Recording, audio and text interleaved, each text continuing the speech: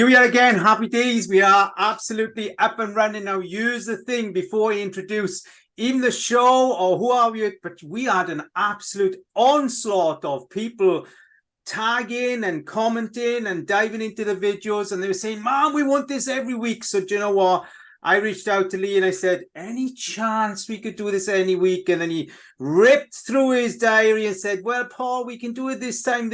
And well, here we are, man. We are, of course, the second series of the Extreme Business Set Mind series with, of course, the amazing Lee Tunnyware. I said Tooney last week. That's because I'm a Welshman. Lee Tunnyware and myself, Paul Rees. And we are here really to deep dive in a way you will never, ever experience with somebody else. And this is why we put these together. This is why I've got Lee in and decided to open up his mind, his heart, and his soul to empty out everything this man has got stored in him from all these years of just philosophizing his face off. It's been amazing. And Lee, again, we are here. It's fantastic. And I'm going to give you the subject. Now, bear in mind, listeners, viewers, Lee doesn't really know what we're going to talk about from week to week, and I do. The idea is, that we keep it as organic as we can, and this way,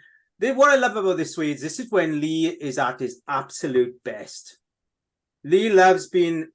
I know when I worked with Lee and I've listened to his philosophies, this man just off the cuff, and this is why we're doing it this way. So this week's subject, Lee, is authenticity. What is its true value? Now, before you go there, authenticity is something that is absolutely overused everywhere. And there are so many versions of what authenticity is now because of our, we could say, our childhood, our lack of beliefs, our beliefs. I'm going to put all these words in, they're going to mix up, that will somewhat fuse to what you're going to bring back in. But authenticity almost isn't authenticity anymore.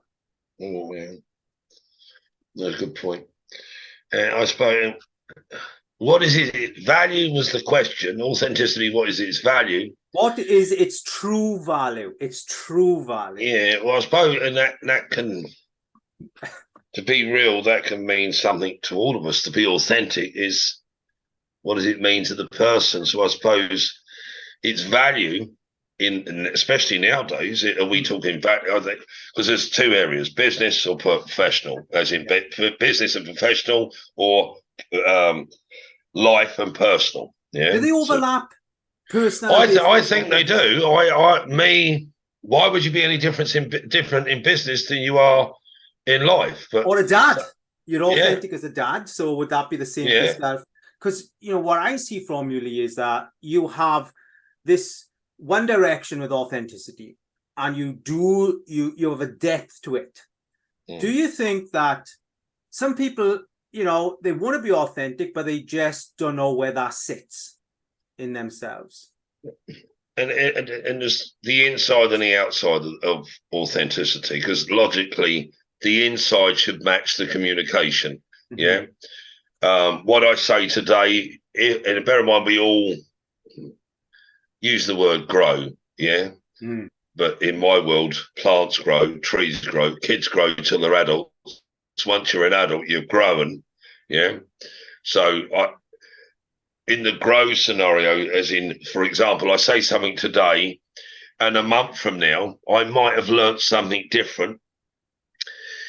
So congruency would be part of authenticity. So, for example, sometimes if I'm not sure, as in I don't know.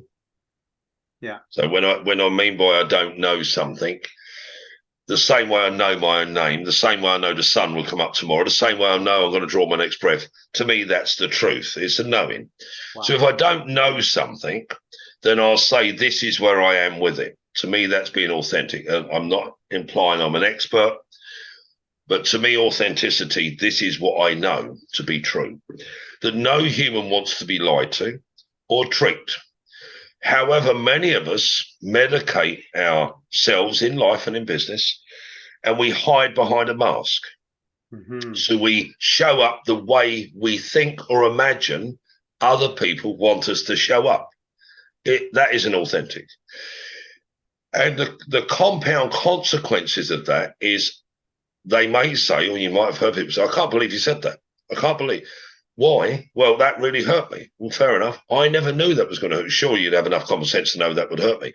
Well, on average, I have an algorithm of what I know. If I'm disrespectful to somebody, then I know that's wrong. So if I say something nasty to you, Paul, yeah, even if it's called for, yeah, that's still, to me, I can be authentic, as in Lee Tunney Ware, or I can be the organic nature nurture version of Lee Tunney Ware, and I can be disrespectful, aggressive, threatening, which I think we've all been at some point in our lives where somebody says something to us and we feel we have to fight our corner.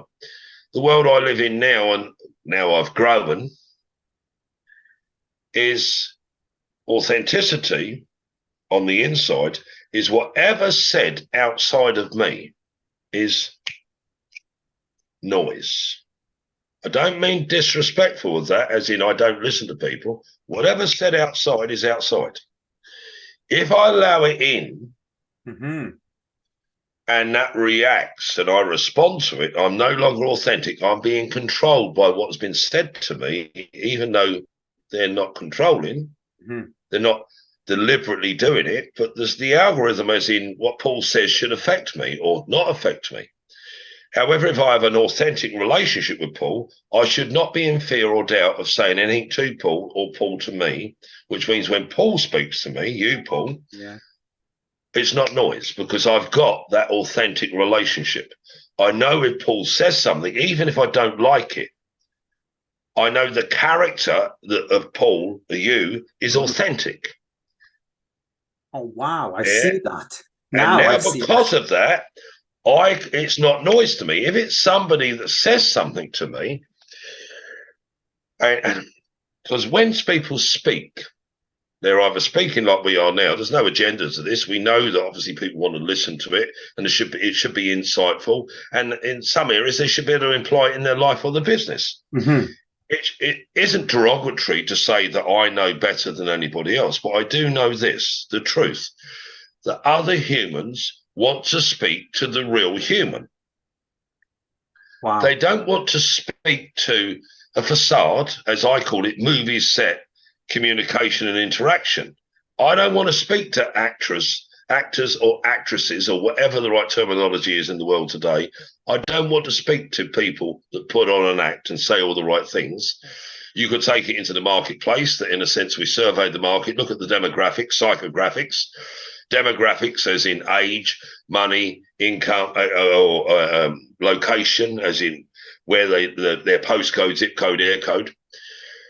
Psychographics, the pain points in that. Now that's for awareness, so I can actually communicate to my market segment in a way that they hear me, so it doesn't get lost in translation. If I serve with that communication and I'm authentic, then I'm serving. If I sell with that communication, then I know the narrative that's most likely psychographics going on inside their being. And if I have a product that I've created without surveying the market, and then I have to be very clever with my language to create a bridge between their pain point and my product. That means I have to sell it. I have to persuade. I have to influence. I have to manipulate. That to me is an authentic. Wow. If I know the market and my content or my product or service serves that pain point, then I should be able to authentically, genuinely say what it does and how it serves. However, if I'm in a competitive mindset, climbing the corporate ladder, beating everybody, I have to beat my competition. You've got to hear the language. I have to beat my competition. Now, that means I've got to physically beat them. It's a physical word. So now I'm in this fight when I thought I was in business. Didn't realize I was in the ring. I say in some of my speeches and that, they may call us the human race, but I'm not in a race. I'm not a gladiator in the arena of life. I'm a collaborator. Competitions for on the track or on the field. Fighting is in the arena of the ring. However, if we're in the premise, the mindset, as some would say, the illusion that I have to beat all comers to be in business, I mean, who would really want to be in business where you've got to spend, I don't know, 30, 40 years, whether it's in a career or a business, and you've got to fight every day to win? I mean, it's not about winning. Winning's on the track or on the field. It's a competition. Yeah. Business isn't a competition. It's a collaboration between you and your team, between you and your clients, customers, prospects. Can I serve you? Can I protect you? Can I make your life better, easier, quicker? And if I do such a good job of it, I should get rewarded very handsomely for it. Yeah, yeah. And I say, if people say that you're too expensive, they're holding you accountable for their level of success. Wow. Or the If lack they of say success. the lack of success or success, that's where they are. If they say, I can't afford it, they're being authentic for where they are. Yeah. I'd love to do it, Paul. Yeah, because what within our language is sometimes our prospects or potential prospects blame us because they want what we've got, but they don't want to pay for it. Let me share something. So go on. Because here's the thing. I'm gonna open something up here that I did myself for the first 10 years of my business, at least. Because what I'm seeing here is, and I know by sharing this, there's going to be a lot of people out there that carry the same, that I've had or do. And just on that, just to correct you, and it's not school, I'm not correcting you. Just in my world, and bear in mind, in my world is my skin in. So I don't, what you're saying, and you and I are mates, so I'm not judging you in an open forum. I don't know how many people are going to hear it. I'm just being authentic with you. I'm not judging Paul Rees. Yeah. However, it can be heard that way. Mm-hmm. That's noise. I'm being totally authentic. What we can do is think on other people's behalf. We can't think on anybody's behalf, but we imagine we can. So just that, like when we imagine these things happen, that's in our mind and that's our reality. If somebody concurs with it, and the more that concur with it, the more it's accepted as true. However, it's not true because we can only imagine other people have that problem. True. And just to make that so it's heard, I'm thinking of a number, and I'm going to give you a reward, of €100, if you can tell me, what the number is. Do you want me to throw it out there? Yeah, you just throw it out, and I've written it down. Okay, 10. Okay, the number is 1, 3, 5, 6, 7.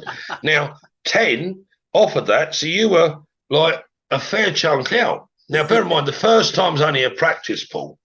So that now you know what to do. Yeah. Well, I'm thinking of a number. What number is it? 3486. No, it's number 1. And you see, the point is that we cannot think on another person's behalf. It's not to trick you. Yeah. So back to what you were saying. It was just to make things real and authentic. And this is what it's about, is that I'm going to say that it's safe to say for myself, from what I'm hearing with authenticity, is that my first 10 years, I politically run my business. And what I mean by that is I said what was needed to said, or what was needed to be said, what I felt in order to win sales. So I am now in a fighting race with my business, which means also there that I was also portraying a movie, like a Hollywood movie, of the success that actually really wasn't there in the way that it was claimed to be. Because here's the thing, Lee, I needed to be liked, I needed sales, and I needed to portray a fake it till I make it attitude. Now, I'm going to say that it's possible there are other people out there that have suffered the same consequences of what I did in the first, I'm not going to say early days. I'm going to say half of my business life for sure. Now that I learned that I wasn't authentic because of karma, I'm going to say, just for a word, I wasn't getting a return. I was doing okay, but I wasn't growing. I was just ticking. And there's lots of people out there that are probably suffering with the same. Probably is a good word. Yeah. The political approach. And the challenges with that, and bear in mind, that's where the struggle can be in business. So it's not about, it's not about correcting people. It's about getting that authenticity. Authenticity in my world is flow. that the person I'm talking to has a good understanding of who I am, good understanding of what I do, and a good understanding of how I serve and protect. I'm not everybody's cup of tea, but I will not compromise the outcome to be liked. I will not compromise, because when we get in, bear in mind, this you've shared and vulnerably shared, and I think it's a common, I think in my head, a thought. It's not real, it's in my head. Just because I put words to it doesn't make the thought any more real. Yeah. So, but when we say something in the marketplace, it should be real. It should be authentic. The challenge is there's a lot of, this is where being authentic can be challenging, because there are consequences sometimes to being authentic. And to be authentic, sometimes it can be upsetting for other people. Mm-hmm. Yeah. And even though you're just expressing you. Yeah. And if you express you with no authority, as in all lined up, we're all the same. We might look different. We might be different waist size, different height, different hair color, no hair, whatever, a lisp, whatever. And that's how we show up. That's us. If somebody wants to judge us on that, are we the problem or are they? Wow. Does that say if they want to judge us on our imperfections, when, I mean, the golden rule is who's perfect? Nobody. And if you say you're perfect, then you're a liar. But I say that everybody's perfect. Every single human is perfect until we judge otherwise. Wow. And that judgment comes back to us thinking on other people's behalf, what wants, needs, desires do they need fulfilled?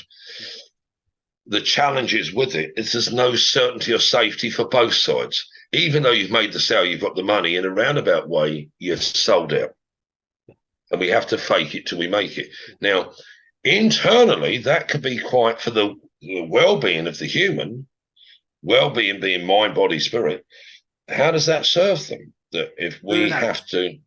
Burnout. Well, burnout's one way, but I mean, do we become the Judas of our own business?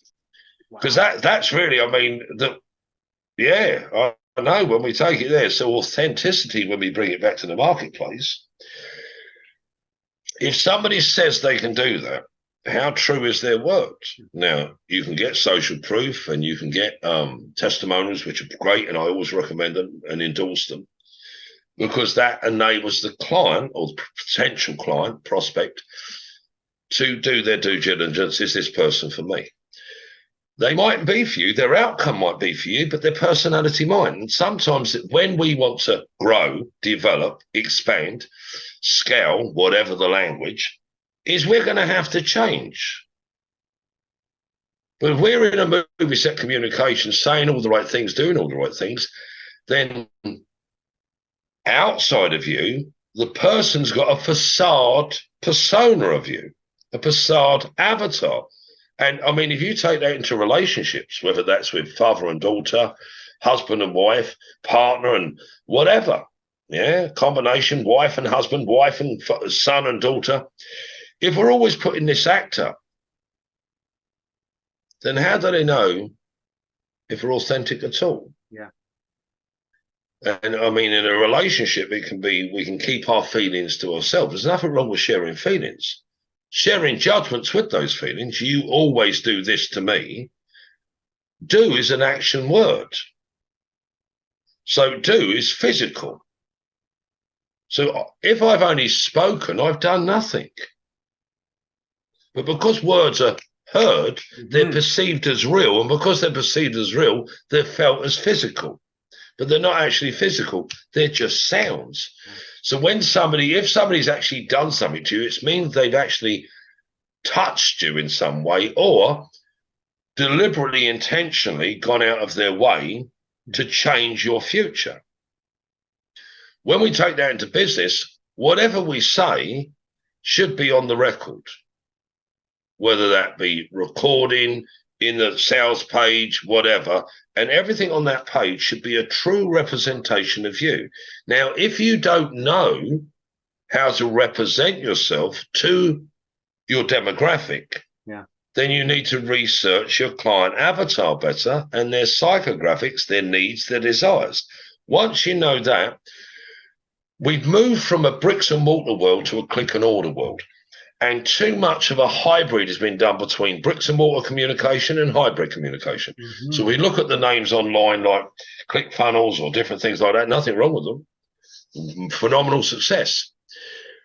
But that all come from direct response marketing. So a lot of the direct response, which was the old style letters that went out, has been hybrid into a clicks and order world very successfully. However, when we get the newbie or the corporate transition into an online world, we might necessarily have the experience to understand written paper communication and website digital communication. Totally different communication. If we haven't got the confidence to sell, or serve, depending, I prefer serve. If we haven't got the confidence to do that, then we might rely on our website too much. Mm-hmm. Where the website cannot interact. Now, it's getting to the stage with AI and chatbots and different things where it can. And as long as that interaction is authentic, then we're actually creating agreements and not expectations. But if the client draws an assumption and thinks they know what the sales page means, then they're getting the wrong number. Now, when people get the wrong number, a bit like we did with the pen and paper there when I showed you the number, they're going into a business transaction, which is an agreement on expectations. And when they're in that field, that's when we get problems with our clients, or they get problems with us, whichever way around, because of this movie facade communication. Well, these are the 3 things I covered, the 5 things I covered. What we've tried to do in the real world, in the old corner shop display type window, you could go in and buy a product. And the person could touch it, look at it. They can even smell it sometimes, spray it on themselves, and they can make an informed decision. And even in that environment, there would still be conflict or disagreements. Or they could tell you, oh, it'll clean 100 bathrooms and it might clean 10. So they overpromise, under-deliver. When we move into a virtual world, a lot of the senses are gone. A lot of the senses are gone. You can't taste, smell, haven't got a handshake. They can't, there's nothing there. All there is it's a bit like going into a library, opening up a page, and that page has got to be able to empathetically, authentically connect. Wow. And that's a totally different level of awareness and communication. That's why the customer avatar is so important. However, if we're trying to be one size fits all, then we've got to fake it till we make it, especially if we don't know. So the insight possibly is if you're not comfortable in what you're doing, it's either personal or professional. Personal might be you might lack confidence in that area. That's fine. You might have done it for a few years, but never had time to focus in that area because it makes you feel uncomfortable. The realization is you feel uncomfortable. You don't have to learn all things. A lot of people go into business nowadays, they're the chief cook and bottle washer. They've got to learn everything. Read this book, that book. There's nothing wrong with being informed. However, you might have somebody a bit like you, Paul. I don't know how to put a podcast up. You do. And I'm not interested in learning how to put a podcast up. I ain't got time. I've got 11 kids to run 3 businesses. I ain't got time. So I can collaborate authentically, genuinely, and even down to if we have a real conversation. You said to me, do you want it up on your YouTube channel or mine? I said, I'm not worried, mate. I'm not. You've done the work. You do. You put it up there. I'm not worried. Whereas traffically, I get that, mate. After traffic, I'm not worried. And you were authentic with me. I was authentic with you. I wasn't trying to feed off of you. I wasn't trying to be a barnacle on the side of a well or a stalk on the back of an elephant. I wasn't looking to ride anybody. We're doing this together. It's a win-win. Yeah. Do you think, Lee, that authenticity is lost through business envy? Because that's how I lost mine. It could be. No, I think. But you think social media, it really does promote business envy, life envy, money envy. because of the illusion of it. And I know that when I first come into business, you're opening up a can of worms here, Paul. I know, but I was gobbled up in that £1 million chase, Yeah. And lead gen saying, "Oh, you'll 6 figures in 3 months," and all. I got gobbled up in all that, and that took me, as I say, into burnout. But business envy is a big thing. I think that creates political sales, unauthentic sales. Yeah. See, I would see it differently, and that's bear in mind, I'm another different human being to you, so I'm going to see it differently. Just because I see it differently or feel it differently. I don't really think about it, because I don't really give much credence to thoughts. I think they're just now. When I see data and I see it and I feel it, it's much more deeper than a thought. Yeah, when I see a conflict in the marketplace,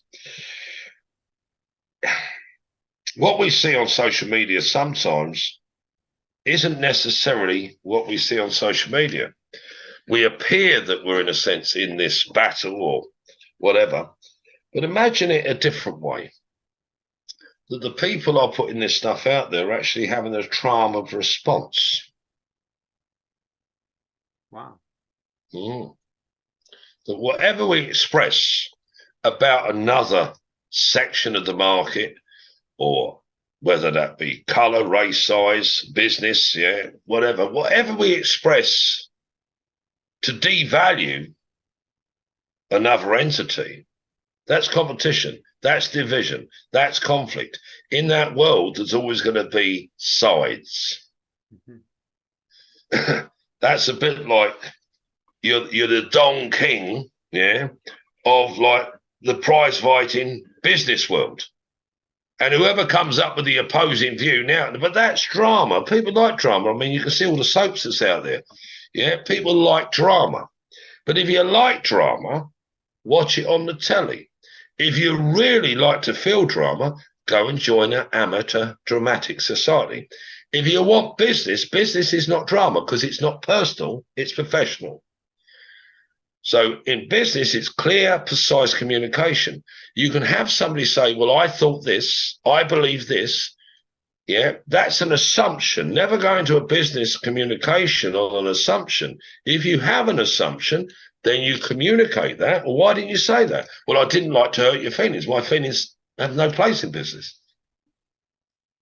So when we go into the social media world, what we see, it's not that social. Some of the time, social is a gathering, it's a community, it's a collaboration, it's a unity. That's what social means. Yes. When we're in a space where we're just throwing something out there to get like a like, I mean, are we that desperate that I need to be liked? I mean, I like that people like me. I don't need it. If I'm authentic, then if somebody asks me on a controversial subject, I can choose not to engage, or I can choose to engage. I can allow my ego to push an agenda, but I can say no comment, which like a lot of people use that terminology, no comment. Obviously, but what's your opinion on it? I haven't got an opinion on it. I don't waste my time. Focus in business or family is focus. Anything other than where I'm going is a distraction. Opportunities that align with the success I've got are opportunities. Opportunities that are shiny objects are distractions. And we've got to know the difference between them. Focus is an awareness in business, whether we're growing, even though we're not, we're scaling, is knowing where I am, my skill set, and we have to move from the I, because all the time we're in the I and the me world. That's personal. Okay. What I mean by that is it's what I want. Yeah. Now, obviously, we all have to pay the bills, send the kids to college, or whatever we're using our money for. There's an assumption made there. See, just in language, we're all sending kids to college. Some of us haven't got kids. But whatever we want our money for, whether it's a holiday, whatever, personally, to pay the bills, rent, mortgage, whatever, car payment, whatever we want our money for, can drive our communication. So the pressure of keeping the cave warm and the lights on is instinctual. Pressure is a physical word. Mm-hmm. If we're going into business from a biological frequency and we're in fear and doubt and insecurity, see, fear is biological. Doubt is psychological. Insecurity is emotional.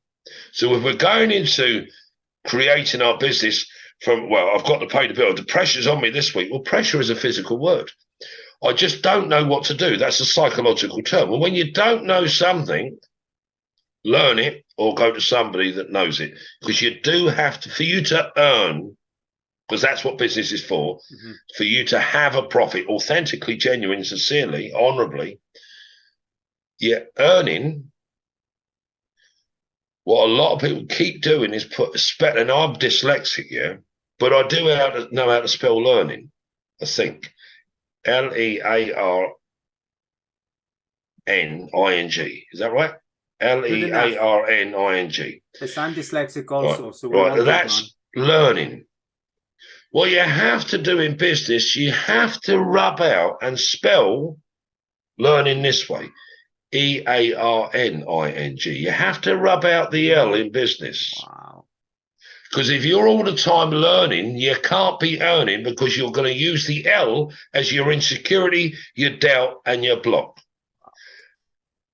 And you go, I can't. And as soon as you put an apostrophe and a T in what you're going to do, so for instance, the statement is, I cannot do that.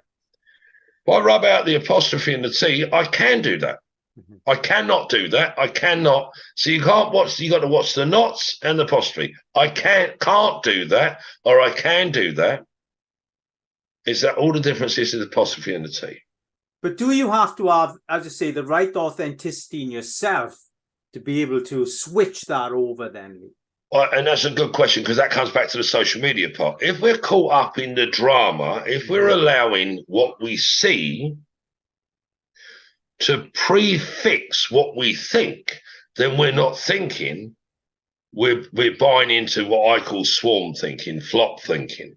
Swarm of birds all flying around, hundreds of them. If you ever seen them, they all turn and weave all at the same time. School of fish the same. That's like a herd synchronicity. If you're in business and you're authentic, then it means you're genuine and real, which means you haven't got any competition because you're just being YOU. But as soon as you try to be like everybody else, mm-hmm. the authenticity of your brand's gone, your message is gone, and how you serve and protect, you're just like everybody else, but you want to get to the finish line.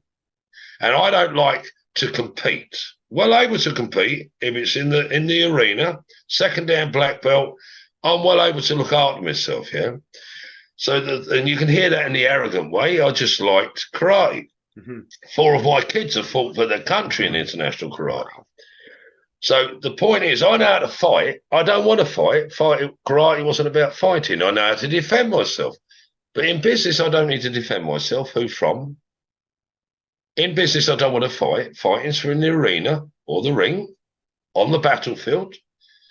But if I have to fight my way to the top, and that's my premise, that's my focus, I have to be ahead of the competition. I have to this, I have to that. I have to. Yeah. That's where authenticity takes all that pressure away.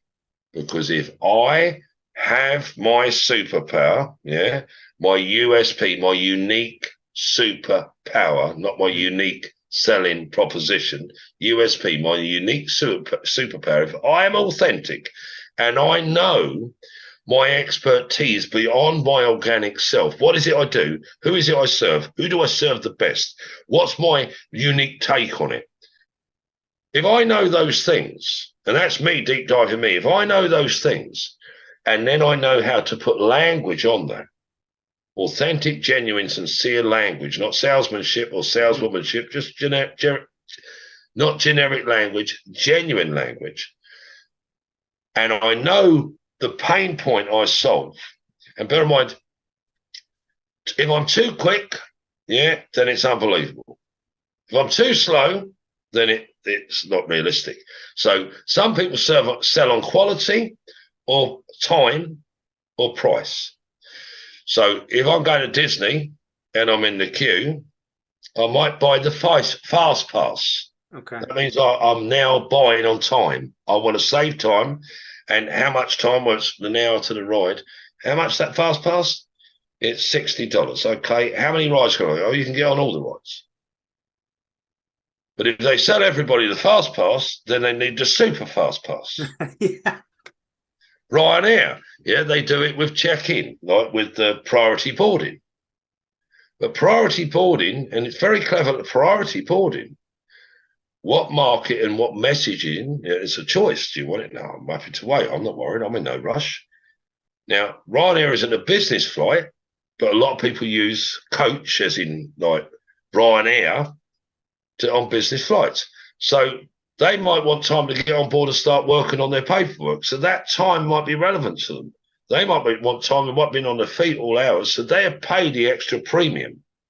So it's speed and comfort and less stress they're selling. They're not selling the priority boarding.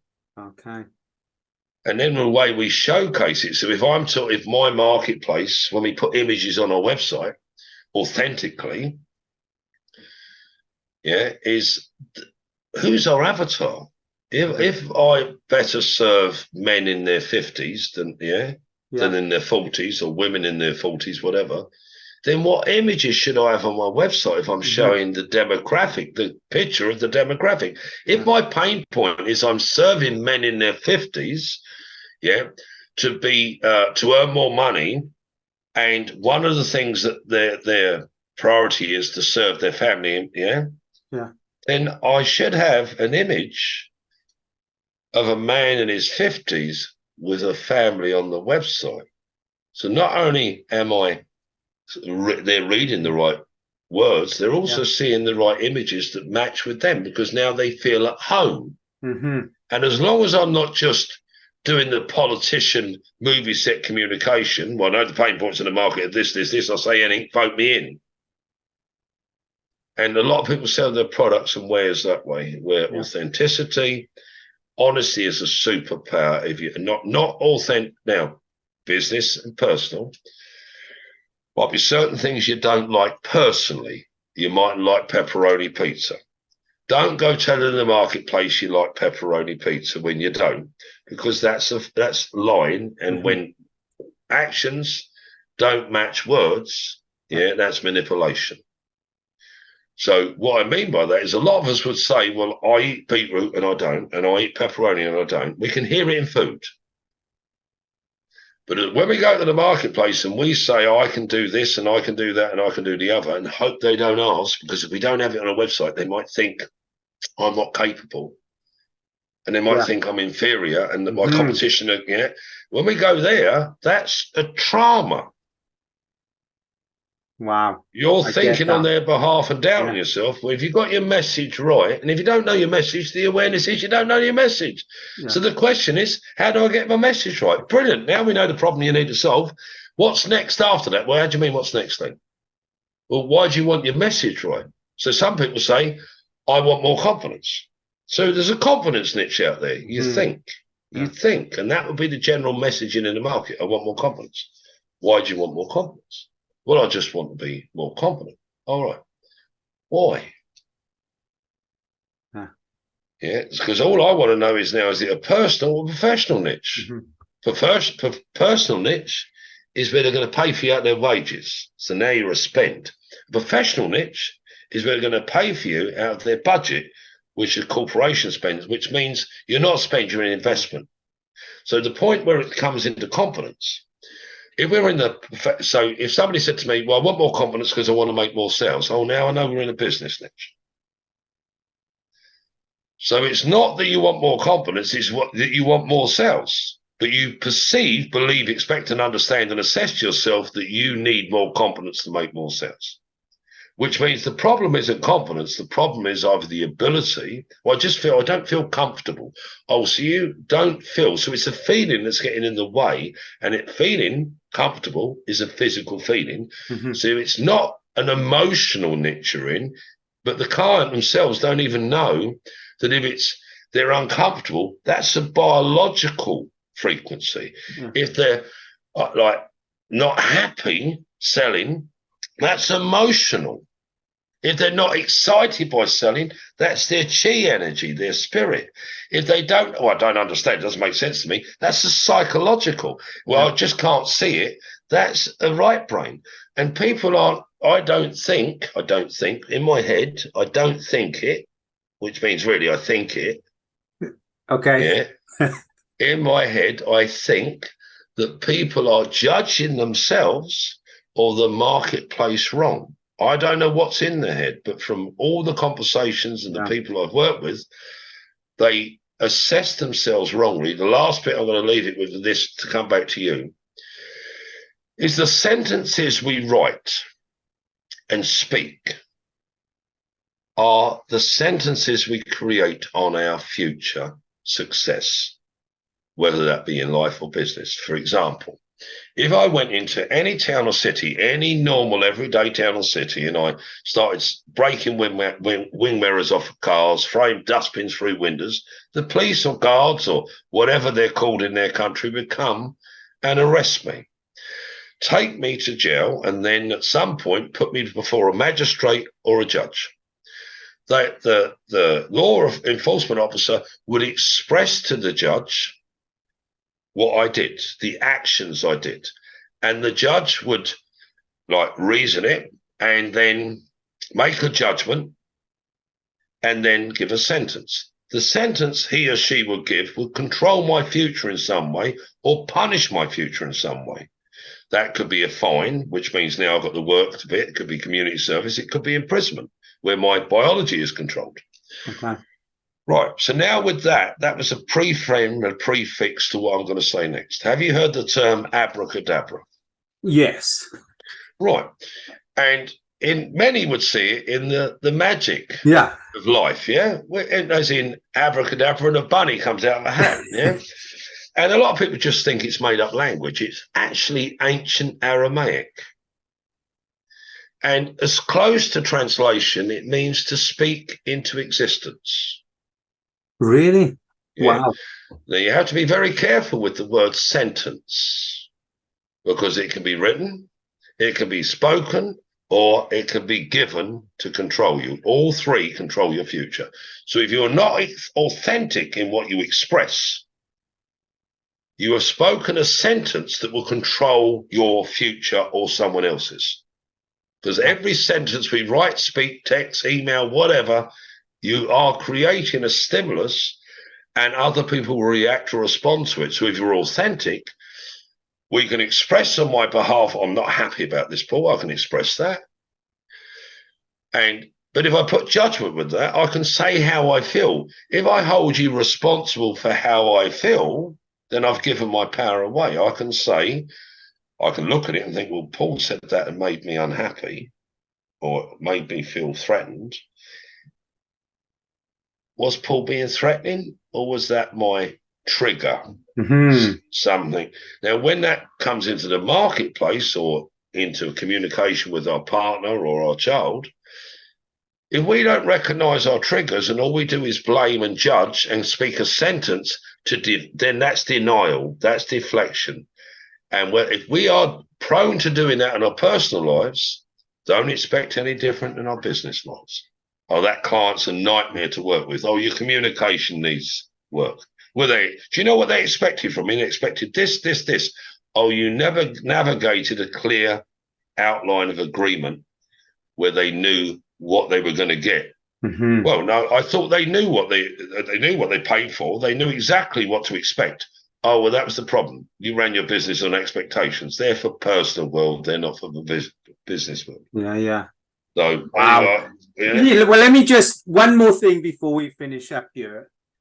Do you believe authenticity is something we mature into? Very good question. Do I believe it or do I know it? Because I don't believe. We can go, here's the thing, we can go any shape, but what I'm looking at is, as human beings, as we evolve, do we mature into the true shape of authenticity? Because I certainly did. Well, it's a very good question. But then let's agree in a roundabout way. Let's draw the assumption that is true. Now, There's a few variables in the question. First of all, do you know what the truth is? So if you don't know what the truth is, or we haven't got an agreed truth, then we can't say it's true. That means it's an assumption.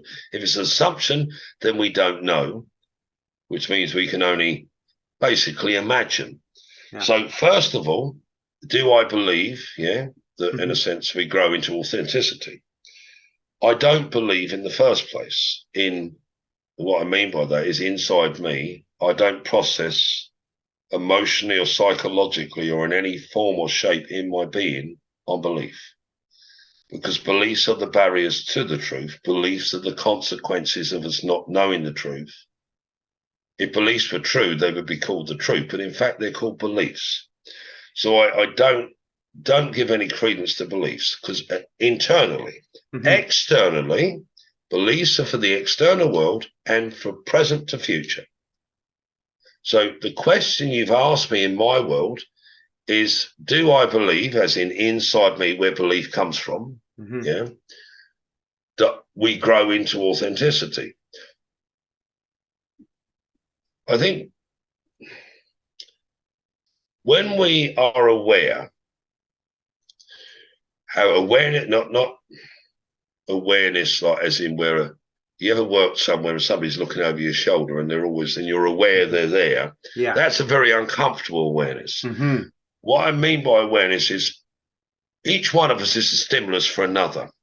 So if we keep getting the same patterns come up, we should have the awareness of going, these things keep happening in my life, whether they be in business and personal.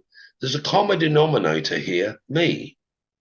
That doesn't mean the other person's right, but that might mean that we're running a frequency that without saying a word, we can trigger others just by our persona. So as awareness grows, we become more autonomous, if that's a word, in ourselves, more wholesome, wholesome as in more rounded. So that might come with age and wisdom. I don't know. But there's two parts to authenticity. And authenticity is meant more for an external environment. Is he authentic? Integrity is probably the partner to authenticity. Am I integral?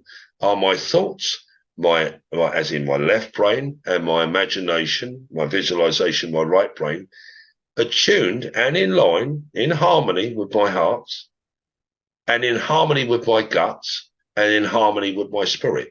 When they're all in harmony in sequence and singing in harmony with a choir on the same hymn sheet, that's integrity, because it's internal integrity. When that's expressed without fear, without thinking on other people's behalf, respectfully, honorably, and in the business to the specific area that we're communicating in, then that's authentic for you. And if we're authentic, then we're really confident. And confidence is a judgment. A lot of people say, I want more confidence, or I need to trust myself. You cannot trust yourself. And that in my world is a fallacy, because trust is an incongruency in integrity. I feel this. Oh, it's a feeling that's out of sync. What feeling is it? Why do you feel that? Yeah, when did it first occur? Well, I think it was when I was 7. How old are you now? 57. Okay. So emotionally, you're running a frequency that's 50 years old.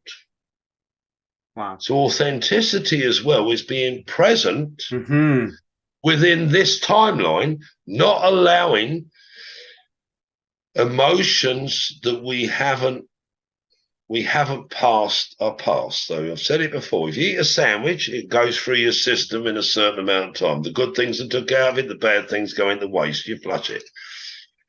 If you're holding on to stuff and you're in business just to compensate those emotions, then you're not in business. You're medicating yourself with your business. Wow. If you need to prove yourself. So first of all, the awareness of why am I in business? Why I didn't want to be tied to a job, helping other people be successful.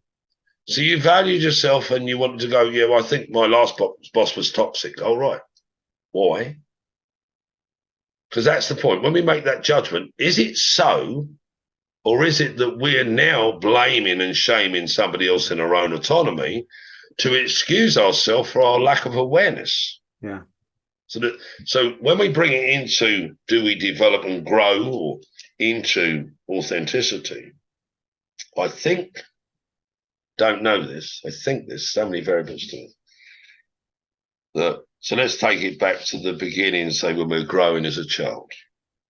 I've got 11 kids. I've never once said, and this is recorded, this will be there for when I've got adults. I've never once said to any of my kids, nor would I, act more like your brother Tom. I haven't raised or helped support or raise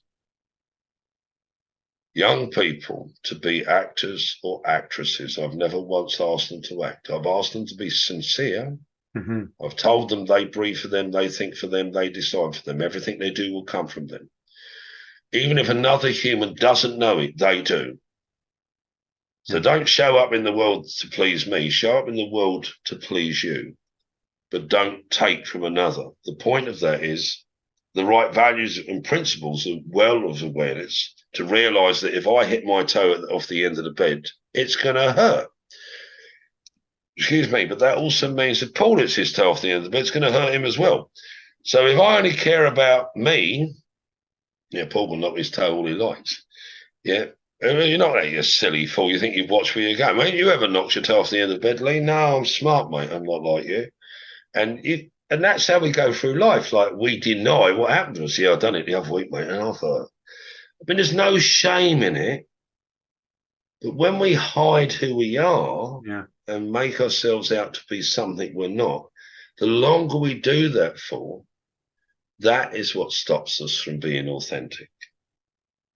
Wow. So the longer we medicate, and that's down to an individual thing. However, so to have the awareness, well, you think I'm supposed to tell everybody about this? No, you don't have to tell anybody. It's your business.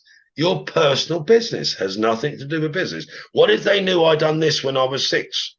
I mean, how many of us have done something wrong when we were 6 that we shouldn't have? I mean, if you didn't do it, it would be inhuman. Yeah. And that's the problem with authenticity. When we're in this bricks and mortar world, nothing wrong with it. I think it's phenomenal.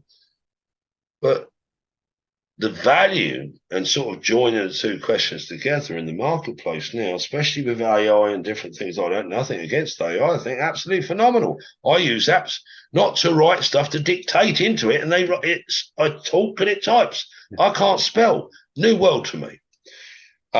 And I mean, I didn't do much on social media because I had to keep typing stuff in.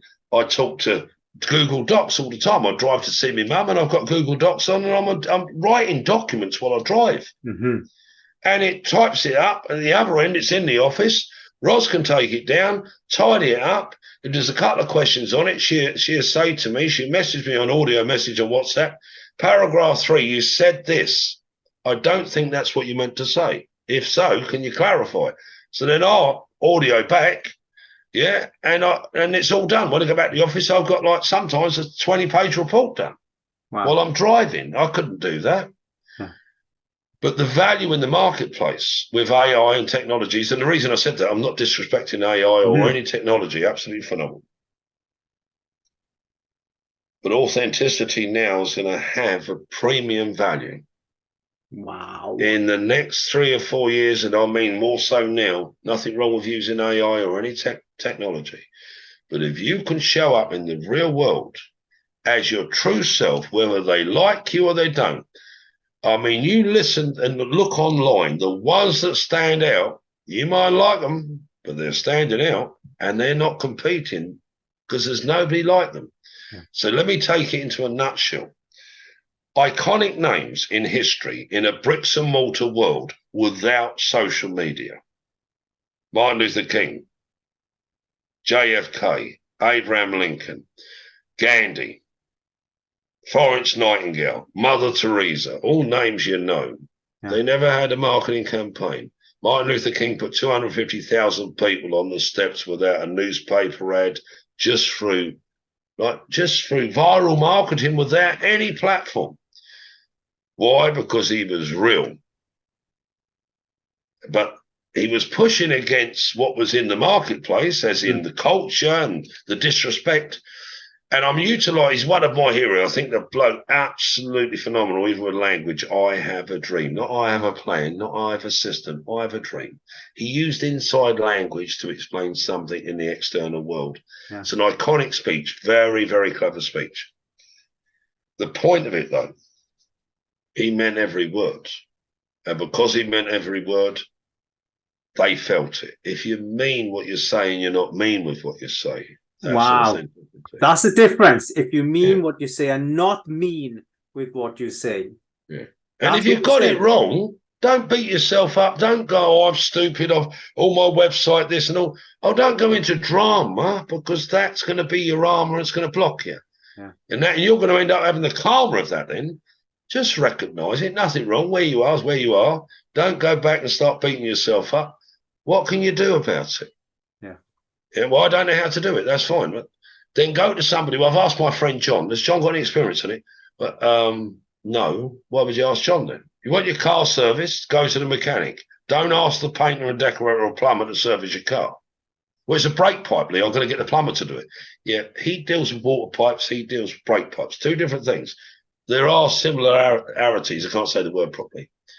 Where you're getting your advice from, if you've got friends in your friends, family, network that know the skill, make sure they're authentic with the skill, and ask for the download quick. And if it's too complex, that's way over my head, then listen to your own language. That's way over my head. Recognise where you are. Don't go on the learning journey, because you won't be on the earning journey. Yeah, that's where you go to somebody. John, you know how to do that, don't you? Well, have a look at my website, and can you give me a realistic price, and will it solve this? What's the point you're trying to solve, Lee? I don't know how to work out my customer persona or customer avatar. Brilliant. Who do you know that's excellent at that, that's within my price range? I don't need the god of all personas. I just need somebody who's got, there's 5 chapters ahead of me, and I ain't even on the first chapter. Give me that bit. That will get me up and running. What a lot of people want to do nowadays, no disrespect to them, they have this illusion that they're going to be McDonald's, or as in the big brand, Nike, whatever. McDonald's was 2 brothers selling burgers, and they never had the golden M. And somebody came along and systemized it and processed it, tweaked it, put their best foot forward, and put years on it. McDonald's wasn't a brand when they started out, nor was Nike. They had a logo, they had a tick, they didn't have all the things right, and then they put it together. Same as Gucci, same as Armani, same as Rolls, same as Ferrari.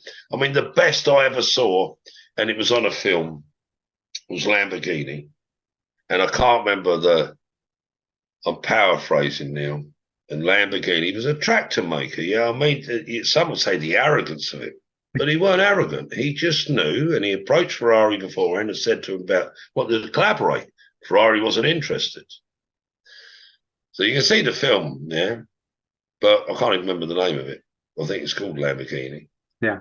And what he said was, when he was being interviewed, he said, paraphrasing, maybe exact, but I don't think it is people that are wannabes drive a Ferrari, people that have made it drive a Lamborghini, and that was the first car he ever made. He knew his market. Yeah. Because he made basically bespoke cars. Wow, Lee, I mean, it's such a brilliant story. It really is. And I'm going to have to jump in there, because we have gone viewers, thank you for staying with us. We've gone 20 minutes over, because we could just keep going all day. You see, that's the thing, Lee. Once we get into this person's mind and heart, Lee, it's just beautiful. It really is.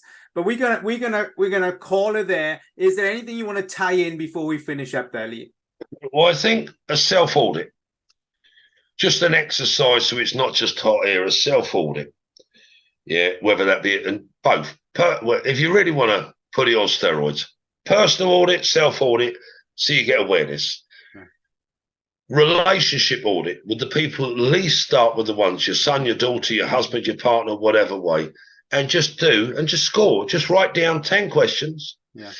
You're not looking to blame or shame you or them. You're not looking for guilt, remorse. That's present or past. You're not looking for shame or blame, present or past. What you're looking for is to create autonomy within your relationships. Mm-hmm. And where you are is where you are. You could be on the side of the road out of petrol with a puncture. It's irrelevant. What are you going to do about it? You're going to get the spare wheel out, put the tyre on. You're going to walk to the garage, fill up the can. I ain't got a can. Buy one. I can't. Well, there must be somebody. Ask somebody. Solve the problem. Get the fuel back in the car. And some of you might be exhausted in your business and your life. Do a self-audit. 0 to 10 and just line out a few questions just to get some awareness, not to blame, shame, guilt, blame, regret, whatever. Once you've got that, you've got some form of awareness. That's where your focus is. And all your focus is to improve where you are 1% each day. Whether that's with your son, your daughter, it might be that you don't say good morning to your partner. It might be you don't kiss your partner goodbye when you go in the morning. It might be silly things that you don't give them the time. It might be that you know that your partner loves flowers, but the only time you buy them is when you're in the doghouse. Yeah. It might be that your partner loves sushi. You can go to Tesco's and get sushi on a meal deal and bring it home. I've got you that for your lunch tomorrow. I've got you that for your lunchbox tomorrow. Thinking of another human, but sometimes when we're caught on the side of the road with an empty tank and a flat tire, we only think of ourselves. That's selfish. Yeah. When we go into our customers, if you've got previous clients or you've got prospects, ask them the outcome they're looking for. Just be authentic. Yeah. John, what is it you're looking to achieve? If you're organic in your business and you know you're really good at it, but you can't dig it out of you, get somebody you trust just to interview you and write out a few questions with them to go, and John, what do you think is X, Y, Z? You might verbal diarrhea or vomit for an hour, and then just what's the 3 main takes? So do a self-audit on yourself, on your relationships, on your business, and your prospects and your clients. Wow, there it is. 1 page, and then just run through that and let us know in the comments. Send it to us. Like in YouTube, they can put the comments up, or they can send it to you.